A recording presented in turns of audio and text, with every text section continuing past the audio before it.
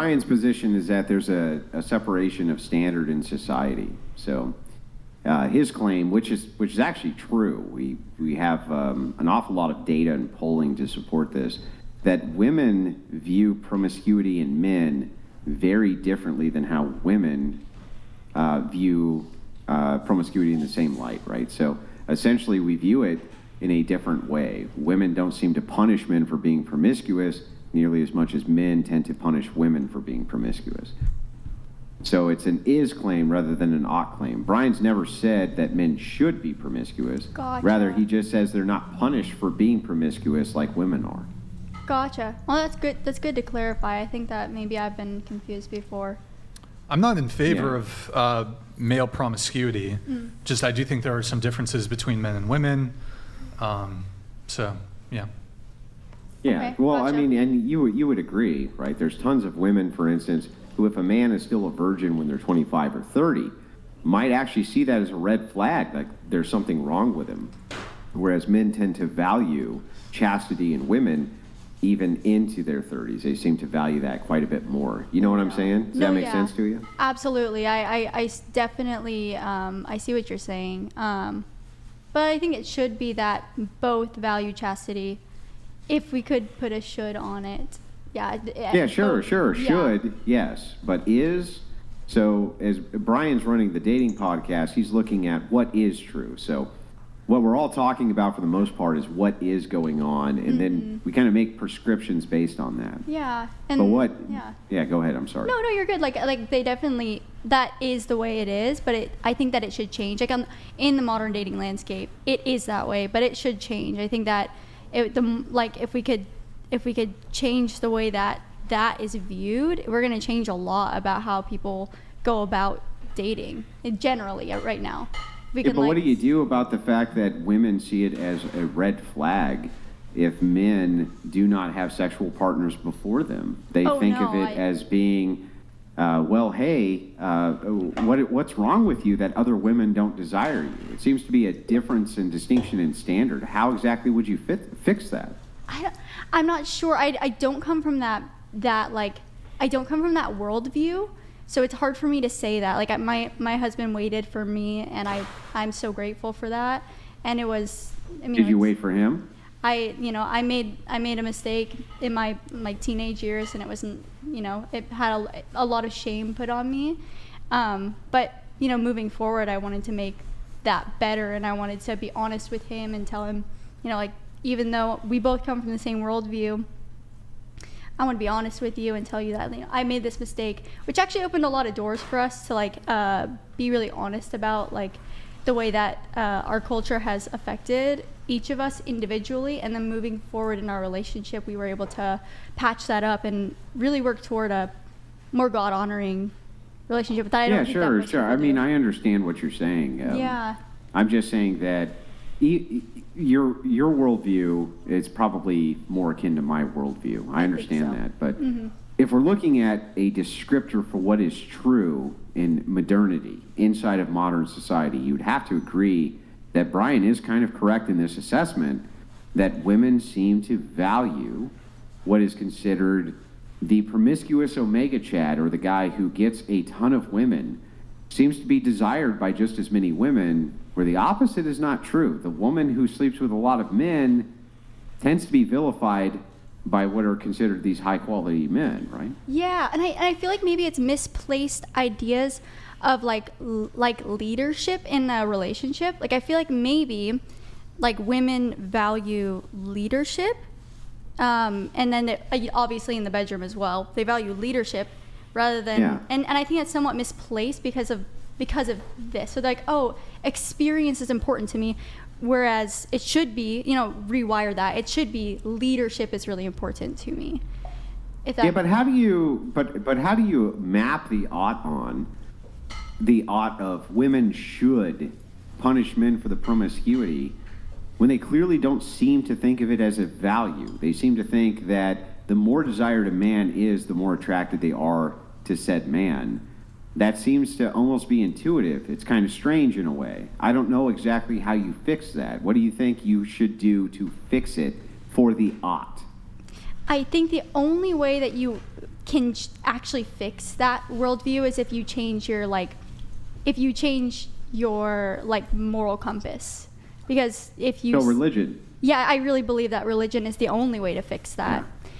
Because Yeah, so I tend to agree, but Okay. you do recognize that many women do not follow any sort of religiosity whatsoever. Yeah. But why do you think it is that those women in particular seem to go for those types of men? Why do you think that is? You're saying that women.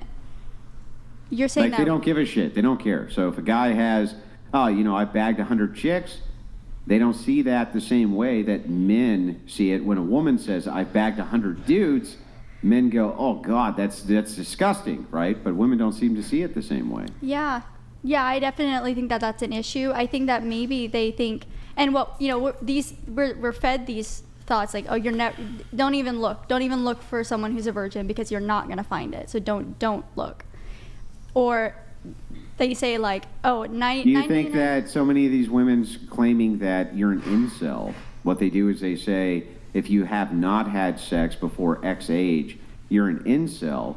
And because of the incel rhetoric, which has gone around, that is why so many women view chastity in men as being some sort of weakness, because they associate it with basement-dwelling psychopath incel. Don't you think that there's a media push towards that?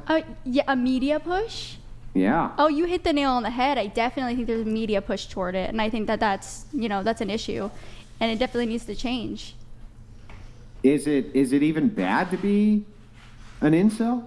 Or is it even bad to be chaste as a man? It seems like that would be a good quality, but it seems that there's some indoctrination that it somehow makes you a bad person, or you're seen in a vilified light, like, oh, you can't pull women, there must be something wrong with you.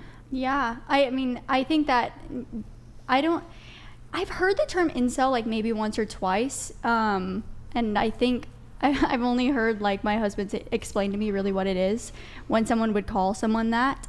Involuntarily celibate. Oh, okay, there you go.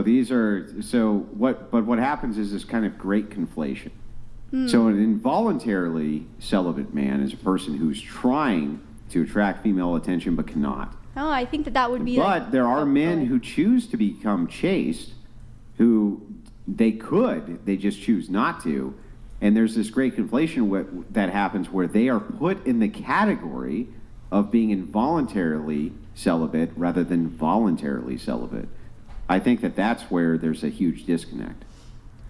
Yeah, I definitely think that's a disconnect. But I also wonder if it has to do with people, these men actually not seeking it. I think that involuntary celibacy might be, I mean, they're genuinely not seeking a relationship. Maybe they don't want to date. They think these like terrible things about women. They don't want to like find a wife because they've maybe had their trust why damaged. would they want to date a chick who's bagged 10, 15 guys? Why would they want to do that? I mean, there's so many what ifs. It seems like a bad idea, right? There's like a lot of what ifs. Like, there's not one set answer as to why a guy who is involuntarily celibate would like not get laid.